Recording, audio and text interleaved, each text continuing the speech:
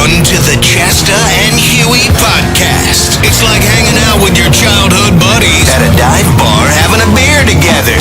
Through your headphones. Or better yet, they're like a security blanket. Maybe a little itchy, but still warm and cozy.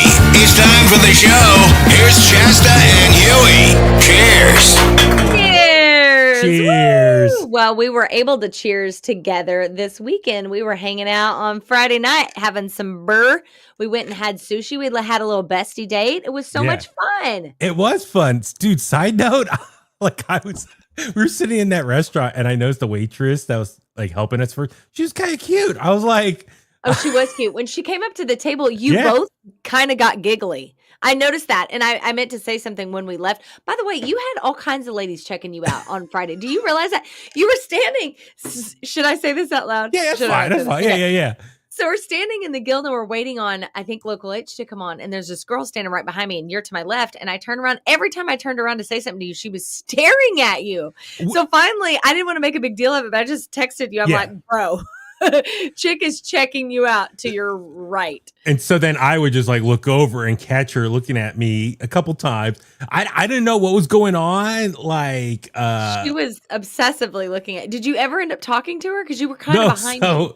Okay, first off, for everyone listening on the chat right now, is my mic okay? I just was a little concerned my mic volume was different this week, so hopefully I sound okay to you guys. It sounds good in my ears. Michaela, Dan DeLay, Melissa, what's up? Everybody's jumping on the chat. I love it. So no, she looked at me and then she was with her friends, and then all of a sudden, like, okay, what's a fun opener? So these two tech bros, like tall guys, block her view. And I joke with her. It's like, if you want, I just whisper in her ear, if you want, I can kick their legs and make them a lot shorter. And she started laughing. She's like, yeah. And then I would just casually like, I think I said, are you going to the show tomorrow night? She's like, no. And then what else was there? I was trying to find like goofy things. Like, I think I said, man, these guys in front of us, man, it must be their first time out in ages or something. I forgot like little things like that. I mean, just finding goofy topics to talk about in reference to the room. She seemed kind of shy, but she was definitely had her eyes locked on you. I was like, girl, wants her a piece of the Houston. That's what it was. I said, oh my God, how are we on the subject? But she's like, I'm about, I forgot we got on the subject. Like, I was like, all these songs, man, it takes me back to middle school, high school. And she's like, you wouldn't believe this, I'm about to be 47. I was like, what? Really? No way. No. She was like 35. She's like, yeah, I have a 22-year-old. I'm like, oh, okay. Wow. Cool. Who would have thunk it? That's the surprise.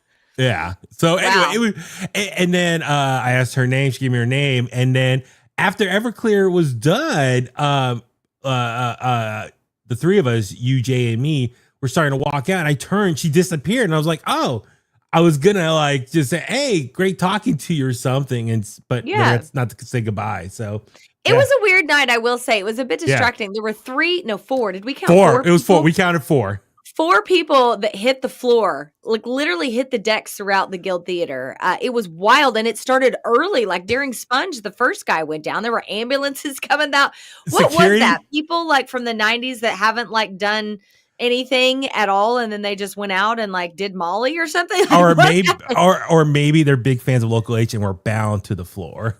Look at that. By the way, Local H coming out. I mean, well, first off, are you happy I'm not wearing a black shirt today? I'm wearing a red shirt. I am very impressed. You got a lot of color. Yeah, no, you're right. First off, because there was one person that fell during Sponge's set, and Sponge Singer, to his credit, he looked over, looked concerned, and he like told the band, like, bring it down. He's like, are they okay? And then they said, yeah, it's fine.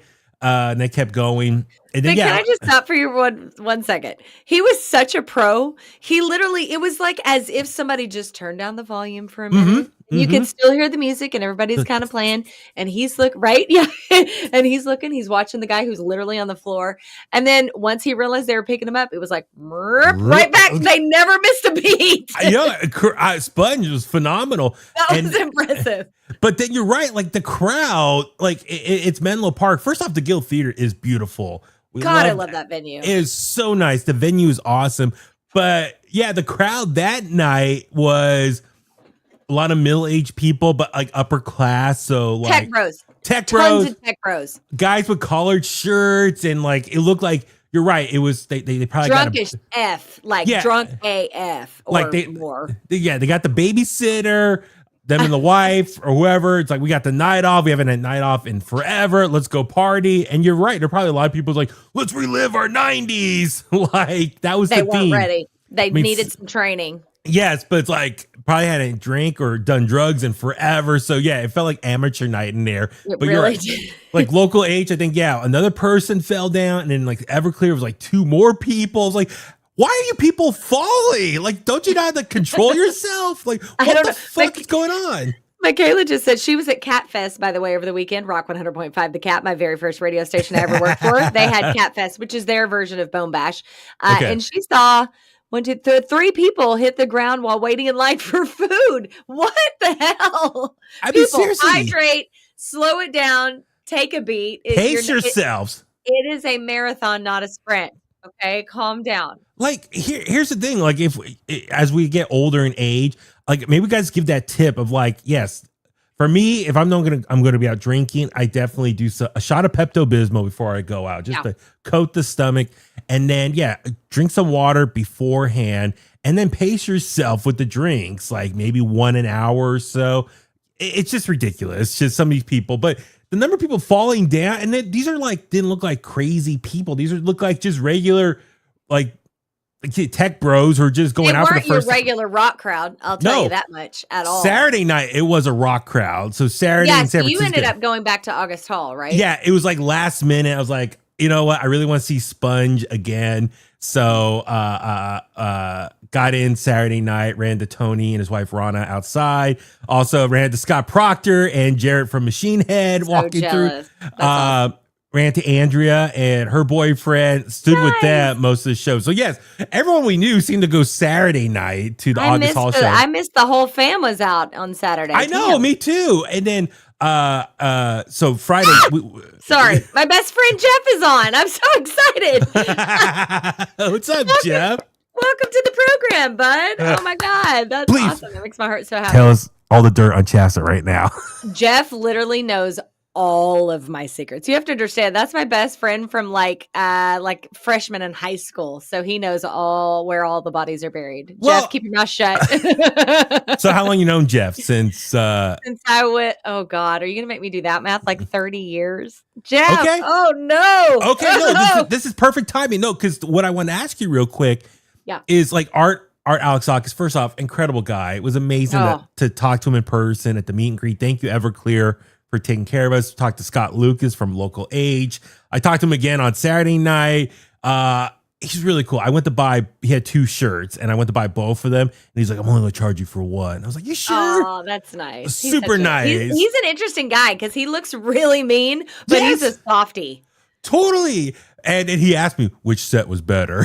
Like, which set was better? Well, okay, so the Friday night show, Local Age also did the kids are all right or aren't all right? Yeah. So that one. Wait, yeah, all the kids are right. Yeah, that one. They didn't do it on Saturday night, and he's like, yeah. And I said Friday night. I kind of danced around answering his question. But Friday night, the stage was a little bit smaller, like less room. August Hall stage, they had more room to walk around. He's like, yeah, tonight was more of an angry set. I'm like, yeah, I agree. Yeah. More angry. He's an angry dude. He is like the guy that's like, fuck you, I don't want to be here, but also this is really awesome. Like you and I were laughing our asses off when he got off the stage. I was like blown away by his vibe. But yeah, early in the day, he's just walking his dog around the venue. And then his dog's name's Karen, by the way. But to his credit, he sets up his own equipment on the stage. Him and his drummer set up their own equipment. Then he's doing his own merch afterwards. And so it's great. Like anyone in line got to talk to him, get photos with him. So thank you, Scott, for just being available like that. But he's a real one, man. But that's the thing. It's like we love his performance specifically. It's like total 90s vibe. I mean, Art Alexakis kept talking about, you know, who wants to hear some 90s alternative rock? And like that was the theme with all 3 bands obviously coming up in the 90s. But I guess my question for you is, do you think there's like this 90s alternative rock revolution or a new surge in popularity? Like I feel like there's something going on right now. Oh yeah, there's no question about it. Yeah, I've said it before and I hate to say it again, but what's old is new again. We're classic rock. Like yesterday, oh my God, this is hilarious. So yesterday I'm on a walk down to the beach with our dog. Well, the whole family was out. Jay and I are walking and we see these kids, like a group of kids, maybe 10 to 12 kids, and they're like look like metal kids and they have something blasting. And I was like, I am so curious what song they're listening to. This freaking Godsmack. Like, and I'm all, what? Like, I did not see that coming. Jay and I they got past us and we died laughing. I was like, babe, Godsmack is classic rock to those little kids. Like totally. they were maybe 13, 14. Well, and the other thing too is, what else I noticed? At both shows, there was a lot of younger people too. San Francisco, there was young kids jumping around by me. Oh, was there? Yes. So like, I feel like there's a 90s resurgence right now. I mean, we talked about this before in the last couple of years. A lot of these festivals we go to, a lot of these 90s bands are getting a lot of stage time. There's 90s bands reuniting. I mean, hell, look at Oasis just reunited. Yeah. But at a lot of these festivals, a lot of these 90s bands, new metal bands, are all playing or getting back together. I mean, hell, Aftershock has Crossfade coming back. But that's what I feel like. All these 90s bands like Everclear, both shows in the Bay Area sold out. So it's interesting. I don't know what it is. I don't know if it's because like people around our age, like those primitive years where we got into music, unfortunately, Father Time, it's like they're getting farther and farther away from us.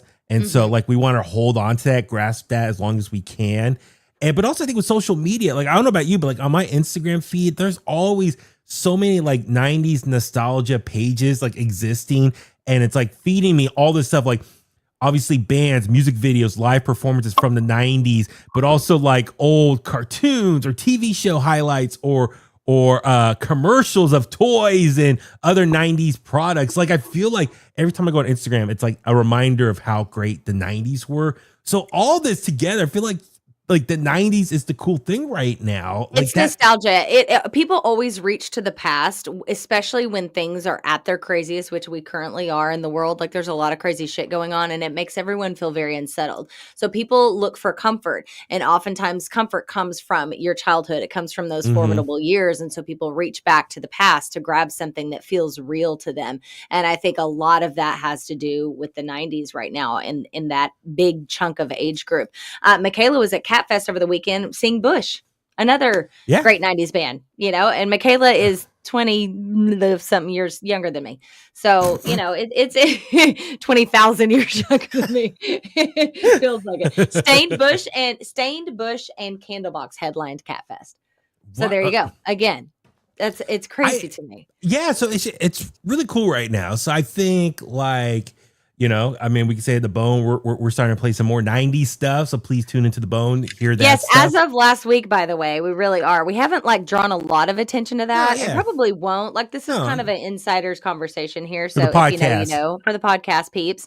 But yeah, we recently dove in and started adding some new titles. And I would say going deeper and wider into the 90s and then definitely into the 2000s, which is a first for The Bone. So like if you like it, make sure you let us know, listen, tag us. Tag us and all that stuff, because it's a big push for us.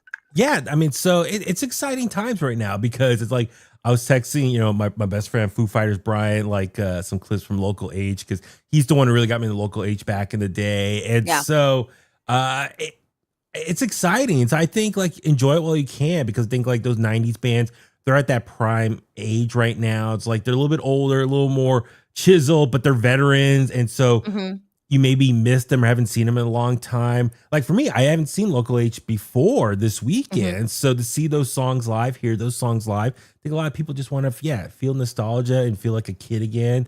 So yeah, it's incredible. I love it. It seems like everybody's on board.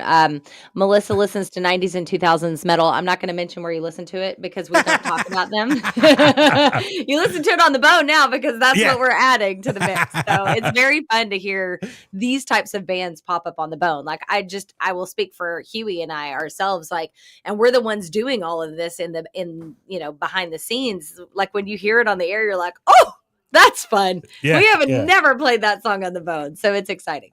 Yeah, exactly. So it's just, a fun time right now as we wind down Fun the time to be summer alive. Yes. and look into fall season. And yeah, it's going to be great. And I'm already excited for like 2026, like what's in store. Yeah, I there's some cool stuff coming up. Yeah, I feel like more bands like this are going to be touring coming through. So I can only imagine how busy this second half of the summer's been. It's going to continue into the new year. So oh yeah, no question about it. Okay, I want to pick your brain because when I jumped on before we hit live here, I jumped on and you were like audibly giggling like a little kid. I'm like, what are you doing? You said you wanted to bring up something, but so I don't know where we're going right now. So it's be okay, a surprise to me and everybody. I was looking for what can we talk about for the podcast today. We didn't have an episode last week because, it was Labor Day.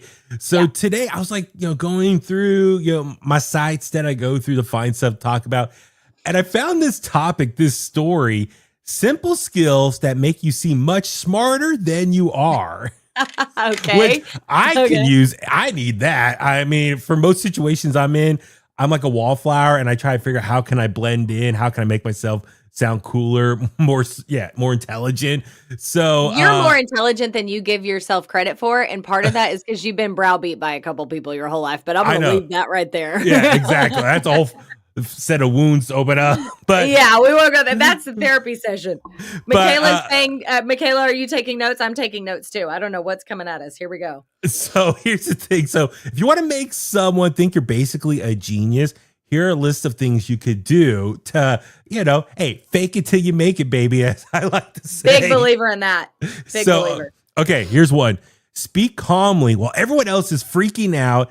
Instant genius badge unlocked, which I think about that too, because you look like the bigger person, more mature. Sure. When other you people can handle the pressure. Yeah, it's like, I got this. Yeah, I feel like I'm pretty good under pressure. I'm not a freaker outer. I'm not a dramatic queen at all. This one I really need to do. Learn a few words in a few different languages. So I can. Está muy caliente. Woo, lady. Hola, señoritas. Está muy caliente. At Baby Huey 83 on social. Hit him up. So those DMs. Let's see. This one says. I know a couple words, but I think I need more than a couple. But I need some other, I would ciao. Michaela says ciao. I would love to learn another language. Just to stop real quick. Okay. If you could learn another language, any language, what would it be? Outside. Okay. Yeah. Spanish would be one because I feel like I would get the most use out of that. Another language, man.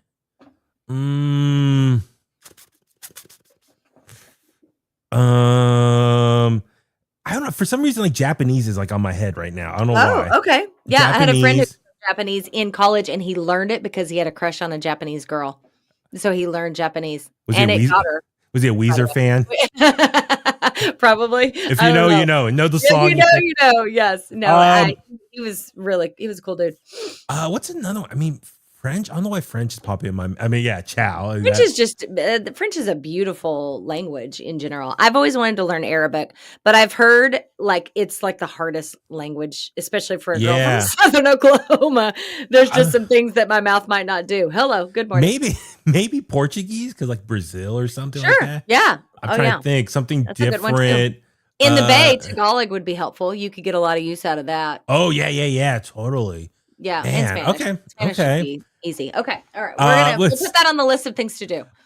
People assume that because I write poetry, I'm hella emotionally intelligent. I write poetry to keep me from crashing out and doing something crazy. So that's. I also write poetry. I have been published twice. Did you know that? That's a little fun fact. Yeah. Okay. So I should add, these are all posts from Reddit. So these are some quotes from people. Okay. So yeah, writing poetry makes you look smarter, apparently. You're not afraid to do a DIY project. So doing DIY projects around the house. What kind of DIY projects? Because that's dangerous. I did plenty of those when we renovated. Oof, mounting a TV, installing a ceiling fan. That all sounds like manual labor. I'm thinking of doing something like fun, like refurbishing a cabinet to make it look better or something, or upholstery or something like that. Well, for me, it's like for years, I would buy things off IKEA and then like build it myself. So to me, that felt like, okay, I can handle all this equipment sitting in front of me, take the little paper manual and follow the directions. Like I can handle that. And like a speak puzzle. Swedish. Yes. And get some meatballs. No, that means you're a man. So running joke, anytime Jay does anything handy in the house, I do a little dance around him and I go, he's a man. It cracks him up. It's every time. Never fails. You need like a Paul Bunyan outfit. Like the sled or axe. The axe on him. Yeah. Yes. Okay, another one is, and this is Brother what Thomas is on the line. What's up, Thomas? The ability to debate and exchange in a civil discourse without resorting into personal insults. Which Can't do that anymore. Can't do that in 2025. People are apparently too sensitive. But one side, yeah, like especially with politics, like I wish I knew more about politics, could like defend one side versus the other, or if someone's telling me something wrong, I can like no. I wish I could do that with like music or pop culture stuff, but with like politics, I wish I was better informed. Like I'm trying to like follow certain Instagram pages to kind of help inform myself, but yeah, that's something I really want to do a better job. I'm a political junkie. I almost went to school, like poli-sci was almost my jam, so that I nerd out and shit like that. And I love nothing more. I was on the debate team in college and high school for that matter. But actually middle school, I think it was. Anyway, but it's very hard to have a healthy debate now in 2025. Yeah. People get wound up, and don't ever do it on social. Here's a couple more that make you sound intelligent or a genius. Knowing keyboard shortcuts and basic computer tricks, which I know some basics. Basics. You know what kills me? Because for work, we use PCs, but for my personal life, I'm a Mac girly. So I always get confused on like shortcuts because they're different. That's the thing. I have, or I used to have or I still have it, my Mac laptop. I don't use that much. It's really old now, but it's like everything else, I decided to go back to more PC based just because everything we do. How about this? Do you know how to play chess? Okay, it's funny that you bring that up. Jay is a chess master. Like he is obsessed with chess. He has taught Cody chess. They play chess together, and it makes me feel really dumb. I don't know anything about it. I mean, I taught myself how to play chess, but it's been years now since I played. But I mean, I know like the horse one can make like an L shape or something like that, and like you got me. Yeah, you can on planes. They have chess where you can like play the robots, and Jay plays this guy Magnus on every single flight we're on. And Magnus is supposedly like the genius chess player in the world. He's only 15 years old, but apparently he's amazing. Jay's yet to beat him. Couple more here. I just want to say the ability to look up things you don't know, read about them, and understand them. So taking the time just to research and inform yourself. I mean, that takes skill and patience, I think, and more than anything. And fortitude. Typing fast without looking at the keyboard. I'm a crazy fast typer. I took computer typing in high school. I took that. My aunt taught that class, actually. Really? She was the typing teacher, but I loved it. And with the nails, that's like one of the reasons I keep my daggers. I'm like the little cat meme. I'm like that girl. I love it. Being able to build computers, it's actually very simple. A lot of people think it's tough, but it's simple to do. There's no way. No, I'm never gonna. So this, what? One of our best friends, Dennis, a kid, computer genius. So that's the thing. So about 5 years ago, when I got my stipend money from the government during COVID, I took that money. I wanted to buy a new desktop. So I hit up Dennis and his son. They gave me a list of things to buy. And I also did some research as well. But I bought everything. And I was like, oh, man, I want to try to build it. I just took it to Fry's Electronics. And it was like for $100, they build it for you. So yeah. So but Dennis was like totally not intimidated. Like they know all their S. It's amazing. Real quick, hold on. I got to pause for a couple comments. Jeff Tinley, Miss Frederick. Yes, my aunt, Janelle Frederick. You're right. This says Jay plays chess. I literally cannot picture that. Are you trying to take Jay's down? Thomas, are you saying Jay doesn't look smart enough to play chess? I will let him know that's how you feel about him. I will let him know. I can do computer repair. I've done that with PC and Mac. You can handle all the family computer repair, Thomas. I will never touch that. Not a chance. Another one here, which I do suck at this. Basic geography or having knowledge around your area. I'm very good about that. I'm bad. I need Google Maps for everything now. I think that's just if you're born with a sense of direction. Like I have an impeccable sense of direction where a lot of people don't. I just have always had that. But I think that is kind of a built-in skill. Let's see. Another one is grammar, knowing, just the different rules for writing, which that is a big thing for me. Like we had people we used to work with who would type emails or long-winded stuff. And I'm like, bro, stop that. I can't read this. Like, I'm going to explode. Like English, English classes were always tough for me, but because I really would focus and make sure I knew all the rules and pass all that stuff and like vocab, like that was a big thing for me. But yeah, people type stuff now, like texting and misspelling words. I'm like, and people who type in all caps, that literally, I feel like I'm just like, I won't read this. I will not read it. No. I'm going to send it back and you can redo it and then let me know.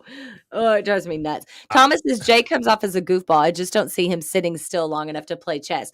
That is true. He does a lot of things. He's ADD. He doesn't have an official diagnosis, but I, being a doctor, have diagnosed him with ADD. And so I can see your point. But no, when he's playing chess, he is zeroed in.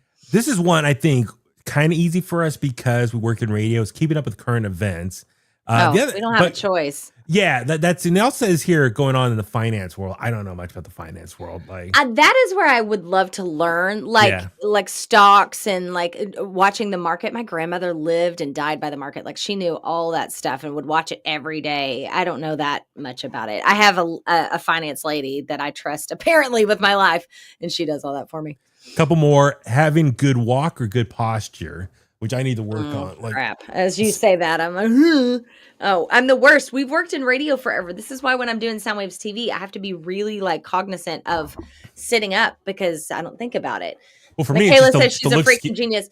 Michaela, this one you don't get points for because you literally have a metal back. She has rods and her spine is made of metal. So you can't have bad posture. Even my metal niece. You can't have bad posture if you wanted to. Two more basic IT skills, which I think I do have. So when like our boy Josh, the engineer, I'm trying to figure out something. Like I try to figure it out on my own first. And then it's like last resort. It's like, hey, can you help me?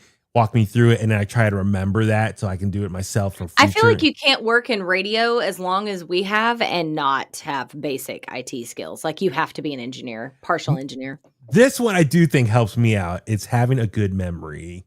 I have a terrible memory. Like, well, it's just interesting because we work with people or have worked with people over the years who talk about stuff and like they make up their own narrative and change the story or exaggerate for the sake of entertainment. I'm like, nah, I was there. I witnessed that. That didn't happen like that, or that didn't happen at all. So anyway, if a microphone was on me at certain times throughout the years, I would just call people You're the out. Truth teller. I am surrounded by you who has a great memory. Jay has an impeccable memory. He is like a trap box in his brain. Like it's crazy, which is really unfortunate to be married with somebody like that because he remembers all kinds of shit I don't. So so that wraps up that list there, but I'm curious for everyone. Good. Yeah. So anyone out there, what other things do you do that you put out there in the world to make people think you're a genius? So leave a comment. I talked to Cody about this. I'm glad you said that. Please do leave a comment because Cody and I were talking about this the other day because he has cussed a few times in front of me and I don't allow it. I'm absolutely not raising a cusser. Jay thinks it's no big deal. Excuse me. Jay thinks it's no fucking big deal. Like he just lets a rip tater chip. He'll say anything. And I feel like he's really doing Cody a disservice. And so we had a conversation about this yesterday. And I said, you sound more intelligent if you can use words to show your shock or frustration that are not cuss words. Like, that's my opinion on it. And this is a hill I will die on. And Jay thinks I'm so silly about it. I mean, I guess it's okay to say this, Howard Stern. I'm not going to front. I'm a big Howard Stern fan. Yeah. When he left terrestrial radio to go to satellite radio 20 years ago now, I remember when he started, a lot of people thought he was going to be cussing up a storm because it's satellite radio. You could do what you want. Just because you can, yeah. Yeah. But he said on the air very early on, and he said, I told my staffers, we're not going to cuss for the sake of cussing. We'll cuss if it helps sell a point that you're making, but we still want to maintain professional conversations using language properly. Yeah. So, which I do appreciate, like still having a regular conversation. You don't want to cuss up a storm just for the sake of doing it. And believe me, there are people we've talked to who just every other word's a cuss word. I'm like, bro, I can't I can't listen. Like it's too It's just distracting. silly. It gets to a point. I mean, I'm not perfect. I definitely cuss, never in front of Cody. Cody never hears me cuss. So there's a big chunk of my day. If I'm with Cody or I'm on the air, I'm not cussing. So I definitely cannot cuss. I have Yeah. that off switch. I can control it. try. Yeah. Yeah. People who like do it nonchalant, Jake. it's like for me, I'm so used to like not doing it. I mean, I'll do it on the podcast because I'm like, oh my God, I'm talking to you and like can say the F word here technically. Right. But you know, I don't force it. It's like not making a Yeah. big issue. Well, Jay was raised where it was like you can cuss, just not at school, like things like that. Yeah. So like he kind of feels like that too.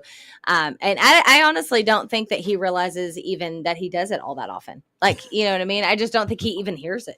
I really don't. He's a part New Yorker. His parents are from New York. Like, it's just part of the language, you know? Hey, I'm walking here. It's that. I hate to be stereotypical, but it's that. Okay, we've got about 15 more minutes. No, just kidding. About 10 minutes. Yep. We've got a Huey helper too that we need to get into.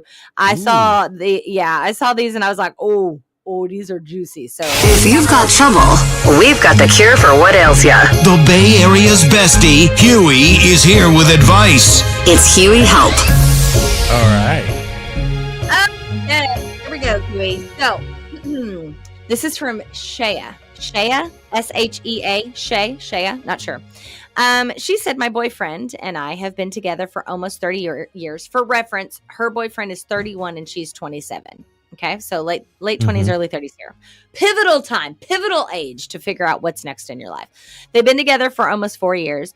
They live together and they have a really good relationship. The only thing missing is a ring. You know where this is going. Ooh. Marriage has always been important to me, and I've been open about that. But whenever I bring up the subject, he just says, someday.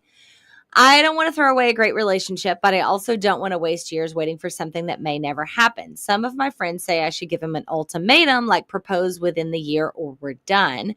Others say I shouldn't have to force it. What do you think, Huey?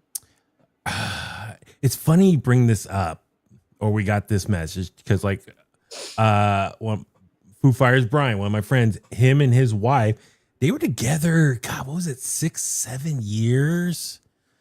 Or was it 8 years? I forgot the exact timeline before he finally proposed. Then they got married, and now they've been married for a long time, and they got 2 kids now. So everything's good. But they started dating really young. So it was like, okay, I think they kind of knew we're in it for the long haul. He's 31, she's 27. They've been there 4 years, so 23, 27 when they started. Man,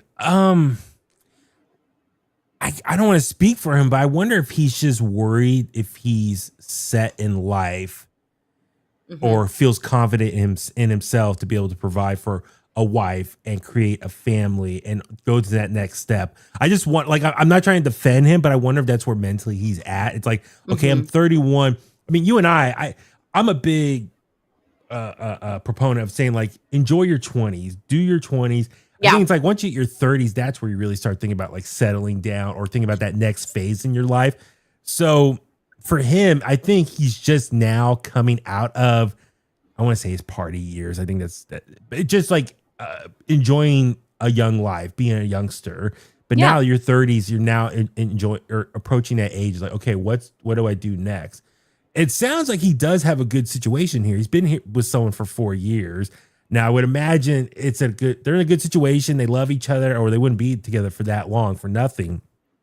But at the same time, I hope he's not with her just because I'm just used to it. Like, I don't want to change. I don't want to change my environment. I have to go through finding a new person again. Like, I would hate to think he's just going through the motions just for the sake of just staying in a relationship with someone. Yeah, agreed. Thomas commenting, I am so triggered by this story. Okay. A worthwhile relationship cannot be built on the contingency of status. Love is love and marriage does not prove that. Couldn't agree more. Agree more. Here's the truth. I've been married twice. I am currently married, but I've had two marriages. One of them very young. Probably shouldn't have happened, although it did, and I don't regret it, and I wouldn't do things over in a different way. It's part of my story. But I don't believe in ultimatums. I think it's a very unhealthy thing to do, because I think you should want that person to want to be with you in that way instead of forcing the issue. The only couple I've ever known that got married out of a true ultimatum, where a therapist said, you need to give him an ultimatum, and she did that, they're now getting a divorce. Now, I'm not saying that's exactly why. Okay. I'm not, that's not a guaranteed reason to get a divorce by any stretch of the imagination. I'm sure there's been plenty that have worked out, but I just know me, I would be like, I want you to be with me in the way that you want to be with me. And if that's marriage, great. If it's not, but you're still committed to me, great, whatever. Like, to me, it's just, it doesn't define it. It's a piece of paper, but you have to know what's important to you. To me, it's more important about children.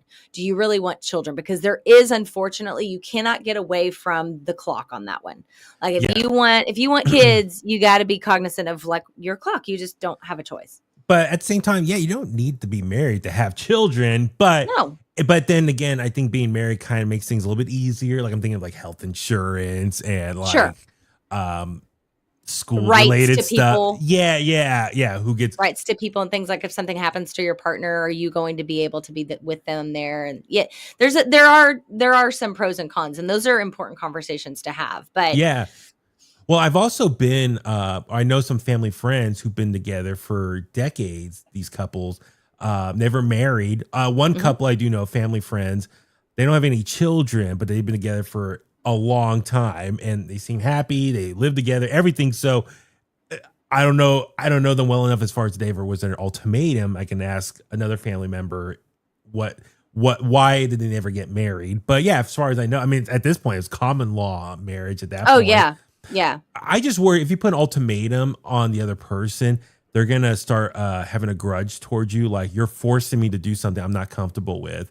But then again, I feel like it's all about communication. Have that conversation. It's like, what are your long-term goals with me? Do you want to get married?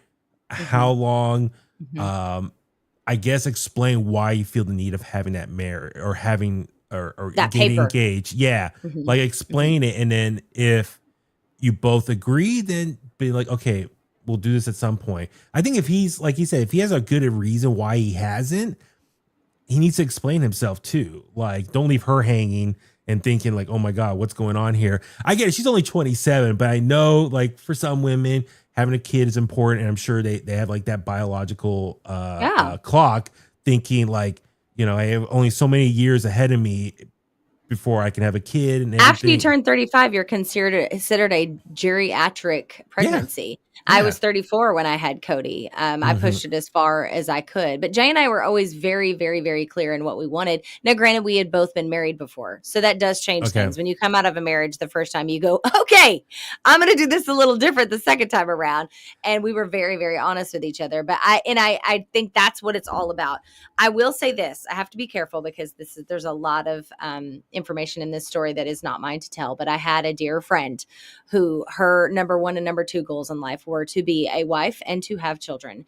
And because she did not push that, she did not get either of those.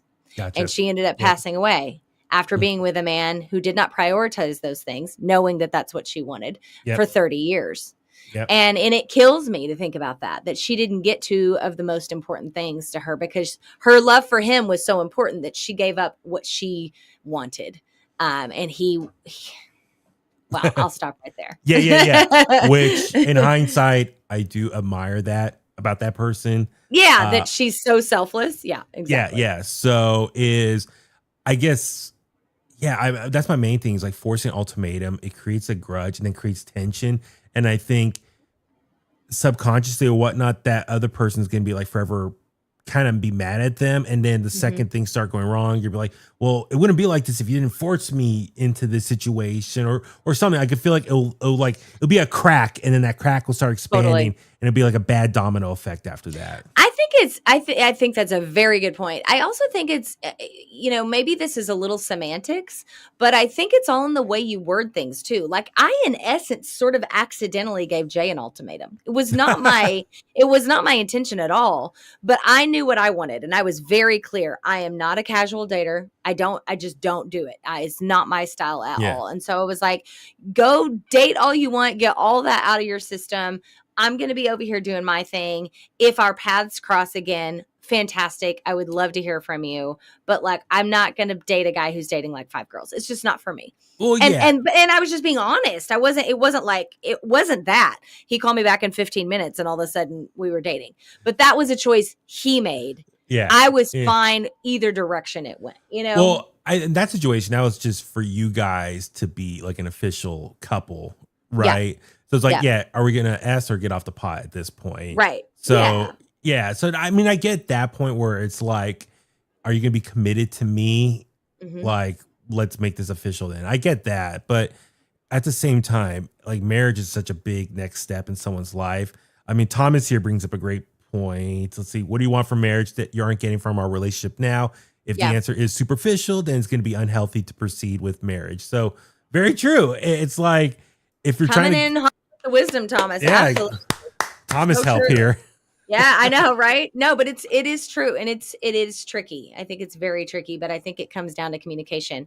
And if your heart just bleeds for a traditional life where you have that piece of paper that says you're married and you move on and you have kids and the house and the picket fence and all that stuff, if it's that important for you, then I call it an ultimatum, I guess, if you will. But if you're being really honest with yourself and your partner, and that's what it is for you, then honesty is the best policy. I guess that's the way. So maybe I do believe in an ultimatum in a weird way. I don't know. Just thinking this out. Yeah. I mean, and everyone's different. I mean, that's the thing. I feel like communication is the big thing. But for this guy, and that's the thing, like, I know everyone's different, but it's like, what is the point of being with someone where it's like marriage needs to be considered? Like 1 year, 2 years, 3, 4, 5, like being with someone, it's like, okay, I don't know. Everyone's different. Like, I feel like, I mean, you think about getting married too. It's like, oh, you got to plan a wedding. It's like all these expenses. I'm sure for some guys, they drag their feet because it's all these like unnecessary expenses that they don't want to deal with. And then on top of that, once you're married, then you got to worry about, okay, how long do we wait to have kids? I mean, it's like, it's all this extra money. Here in California, I mean, life is so expensive as it is to think about all those other things just for like a 1 day big party of a wedding ceremony. So, well, if you're planning for the wedding, you're screwed already. You gotta plan for the marriage. Melissa says, I feel like marriage is important for the kids. Also, when we age and you've been with your partner for a long time, if they become ill, you may not have a say in medical decisions. Exactly, Melissa. True. That's what I was saying. Yep. Like that, there's tax, tax. Like if we're just being like real, okay. These are the very unromantic, unsexy things about marriage, but like medical purposes, tax purposes, family planning, all of those things, those are part of the conversation. They do come into but if you're just wanting to be married to like have a party, and no, you can't do it for that. In fact, I had the opposite of everything you just said, Huey. I wanted to elope and not have a wedding, and Jay was like, hell no. Having a party. So we did both. We had a wedding here and we got a big party, and then we went on our honeymoon. We got remarried, just he and I on the beach. So everybody won in that scenario. But nice. I don't know if we really answered your question. And I guess maybe the more I talk out loud, the more maybe I'm calling an ultimatum something different. I just think you need to be really honest about what's important to you and communicate that with your partner and live true to who you are. And if those true things about who you each are line up, fantastic. If they don't, you cut your losses, I guess. Justine, she's 27. He's 31. Emotionally, he's her age. Men don't catch up as fast as us. That is true. No offense. He's probably on with not getting married right now. I'd move on if I were her. That's really interesting. Guys they're on a little bit of the slow train when it comes to that mentally. I just gave you a bunch of tips how to act like a genius. So do that and I'll buy you some time. That's what I'm saying. We came full circle, everybody. We came full circle. I love it. All right. Well, unfortunately, that's going to have to be it. I've got to get my winner of tickets to see The Who. By the way, we are giving away tickets to The Who and Candlebox, might I add. Let's not forget about that. That's such a cool pairing at the Shoreline. So we'll be doing that 3 times a day, every day this week. 8 a.m. with Lamont, 11 a.m. on my show, and 3 o'clock with Nikki Black. So I got to go do that. Thank you guys so much for being here, man. We really dug into it today. I love it. Shay, I hope we helped you. I kind of feel like we didn't. I kind of feel like she's like, I didn't really get a real answer out of that. Talk to it. Figure out what you want. What do you want out of a marriage? Thomas, we're going to pass it over to you. Yeah. Thomas is our resident therapist here on the Chasta Huey. Thank you guys for tuning in. Yes. Follow us on social, subscribe, all that good stuff. Have a good one. All right. Bye-bye.